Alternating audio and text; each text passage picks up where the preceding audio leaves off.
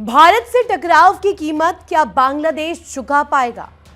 कहीं ऐसा तो नहीं कि राजनीतिक जिद में आम जनता भूख की कगार पर पहुंच जाए, वहां भूखमरी आ जाए। आज की इस स्पेशल रिपोर्ट में समझेंगे कैसे भारत से दुश्मनी बांग्लादेश को हजारों करोड़ के नुकसान की तरफ धकेल सकता है। नमस्कार, आपने देखना शुरू कर दिया इंडिया डेली का डिजिटल प्लेटफॉर्म और मैं हूं आपके साथ ऋतु। आज चर्चा करने वाले हैं बांग्लादेश की स्थिति को लेकर। बांग्लादेश में जो हालात इस वक्त बने हुए हैं उसका खामियाजा क्या वहां की आवाम झेलने वाली है?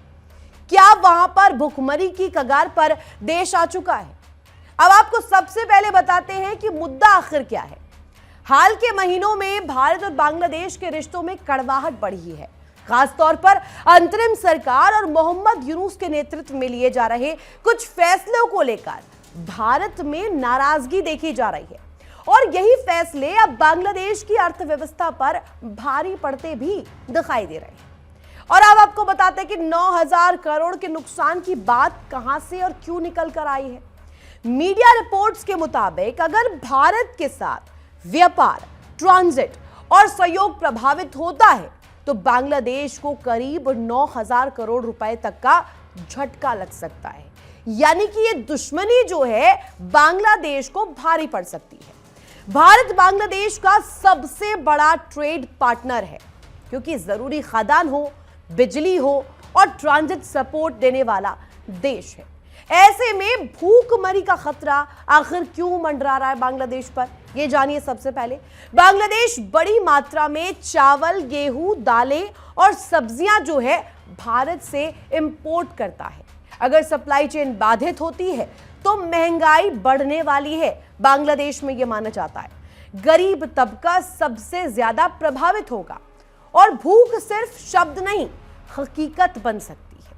वहीं अब दूसरी बात करते हैं बिजली और उद्योग को लेकर कि आखिर बिजली और उद्योग की व्यवस्था पर क्या असर पड़ने वाला है। भारत से आने वाली बिजली और कच्चा माल रुकता है तो फैक्ट्रियां बंद होने की कगार पर पहुंच जाएगी और यह माना जा रहा है कि अगर ऐसी स्थिति उत्पन्न होती है तो ये फैक्ट्रियां, इन पर ताला भी जड़ सकता है।